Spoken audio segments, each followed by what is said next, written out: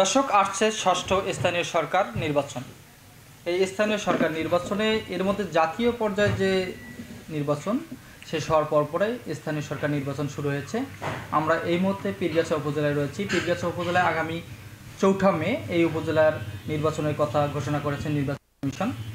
আমরা দেখেছি এর মধ্যেই বিভিন্ন প্রার্থী তাদের গণসংযোগ বা বিভিন্ন প্রচারণায় লক্ষ্য করেছি। পীরগাছা উপজেলায় ভাইস চেয়ারম্যান প্রার্থী যিনি আছেন বা ভাইস চেয়ারম্যান পদে প্রচারণা চালাচ্ছেন সারেক খন্দকার জয়।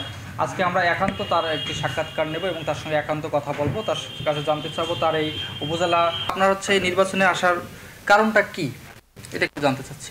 দেখেন, আমি আসলে ছোটোবেলা থেকেই আমি যখন এসএসসি পরীক্ষার পর থেকে আমি জনগণের জন্য কাজ করি।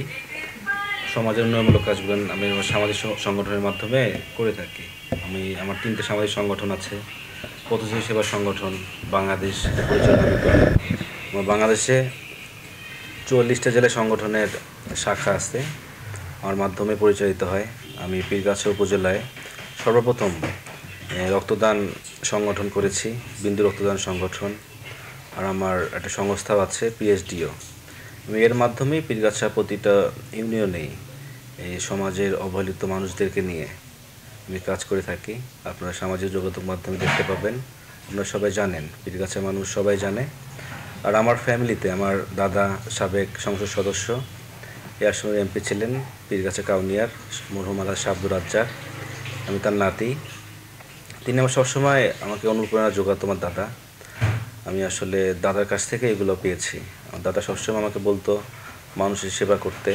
আমরা একটা বিষয় জানি যে আপনাদের যে পরিবারটা রয়েছে পরিবার, এই পরিবারটা বৃহৎ। আপনাদের পীরগাছাতে অনেক আপনাদের রাজনৈতিক ব্যক্তিত্ব আছে বা আপনাদের রাজনীতি একটা ফ্যামিলি। সেক্ষেত্রে আপনার পরিবারের পক্ষ থেকে বা আপনাদের ফ্যামিলির পক্ষ থেকে এমন প্রচারণা চলছে কি যে আপনি নির্বাচন? অবশ্যই চলছে। আসলে আমার দাদা জনগণের জন্য রাজনীতি করছিল। আমার দাদা বাংলাদেশ আওয়ামী লীগ রংপুর জেলা শাখার 27 বছর সভাপতি ছিলেন। তিনি পীরগাছা উপজেলা আওয়ামী লীগের তিনি প্রতিষ্ঠাতা করেছে, বাংলাদেশ ছাত্রলীগ প্রতিষ্ঠা করেছে। আমার দাদা মরহুম আলহাজ আব্দুর রাজ্জাক বঙ্গবন্ধু ঘনিষ্ঠ সহচর ছিল। আমার দাদার সাথে বঙ্গবন্ধুর অনেক ভালো সম্পর্ক ছিল। বঙ্গবন্ধু আমার দাদাকে অনেক ভালোবাসতো, তাকে নিজের ছোটো ভাই মনে করতো আমার দাদাকে। আমার দাদা, আপনারা সবাই জানেন, নিজের জন্য কিছুই করে নাই। এই পীরগাছা উপজেলার জন্য, মানুষের জন্য তিনি একজন নিবেদিত প্রাণ। আমার দাদা যদি অনেক আগে মারা গিয়েছে, এখনও তার নাম মানুষের মুখেই আছে। আমার দাদাকে সবাই ভালোবাসে। এখন আমার দাদার জন্য বিভিন্ন মসজিদে মন্দিরে তারা দোয়ার আয়োজন করে, আমার দাদার জন্য এখনও দোয়া করে।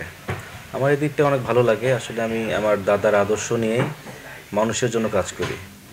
আমি যতদিন বেঁচে থাকবো ইনশাল্লাহ মানুষের জন্যই কাজ করব। আপনারা দেখেছেন আমার যে সামাজিক সংগঠনগুলো আছে, এখানে আমি যেখানে আপনার বাড়ি পোড়া যায় সেখানে আমি বাড়ি করে দেওয়ার চেষ্টা করি মানুষের কাছ থেকে অর্থ নিয়ে। অনেকে আমাকে সহযোগিতাও করে এগুলোতে। তারপর আমি আসলে সেক্ষেত্রে এই যে উপজেলা পর্যায়ের যে নির্বাচন, এই নির্বাচনে আসার পেছনের আপনার গল্পটা আমরা জানতে চাচ্ছি। আমার ফ্যামিলি একদম ঐতিহ্যবাহী ফ্যামিলি।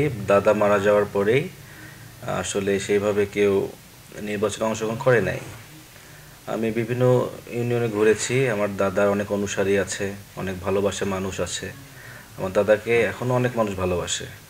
তারাই আমাকে বলেছিল যে আসলে তোমার দাদার মতো তোমাকে হতে হবে, তোমার দাদার মতো করে আমি তোমাদেরকে চাই। আমিও অনেক অনুপ্রাণিত হয়েছি। তারাই মূলত আমাকে নির্বাচনে অংশগ্রহণ করার জন্য তারাই আমাকে এই পর্যায়ে দাঁড় করে দিয়েছে। দর্শক, যেটি জানাচ্ছিলেন, আমাদের এবারে পীরগাছা উপজেলার যে নির্বাচন হচ্ছে ষষ্ঠ স্থানীয় পর্যায়ের নির্বাচন, এই নির্বাচনে তিনি উপজেলা ভাইস চেয়ারম্যান পদে সকলের দোয়া চেয়েছেন এবং প্রচারণা চালাচ্ছেন। আমরা ইতিমধ্যে তার সম্পর্কে জেনেছি, তিনি মানবতার ফেরিওয়ালা নামে পীরগাছাতে তাকে এক নামেই চেনে। তিনি বিভিন্ন ধরনের সামাজিক এবং উন্নয়নমূলক কাজ করে আসছেন।